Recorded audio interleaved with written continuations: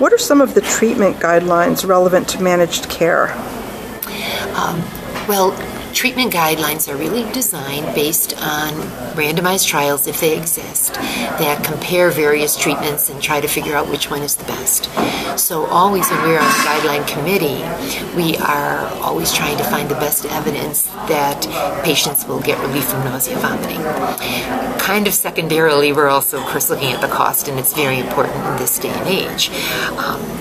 If two treatments are exactly the same, then you might as well use the more cost-effective one. Many of them are similar in cost, but not completely, and it certainly depends. Different parts of the country, different institutions may get different costs, and they certainly have to decide what to do. The problem, though, of a guidelines committee, these guidelines are suggestions. They're summaries of data that help guide a physician, and that physician may or may not choose to follow them 100% exactly. There may be some extenuating circumstances why the patient can't take an oral pill and they would have to give it through the IV, or some medications are longer acting, and if they give an IV shot, it may last for 3 days instead of being dosed every day. For some patients who are on a lot of medications, have difficulty remembering, sometimes we really have to work towards compliance, almost regardless what the cost is. The other aspect to look at is we don't want to be penny wise and pound foolish. And by that I mean for the group of moderately emetogenic chemotherapy, which is a big group of patients and a lot of chemo drugs that have a pretty good chance of nauseating a patient. And there is some evidence that there's this category of drug called the neurokinin antagonists that it can really help.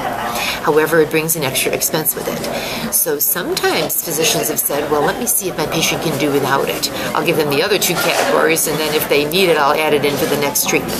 But that's really not a good approach, because once a patient gets very nauseated, then at their next treatment with chemotherapy, they start anticipating the nausea, and they actually start vomiting the day before, and then we've got a double problem.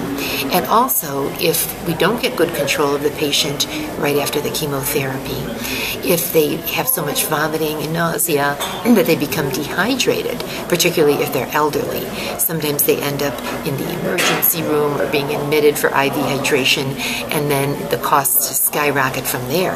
So while we want to certainly pay attention to the cost of drugs, we also want to look at the big picture and say what is the best way we can make the patient comfortable and also keep them out of the ER, keep them out of the hospital for this, and even frequent visits to the doctor's office, extra unscheduled visits because of uncontrolled symptoms.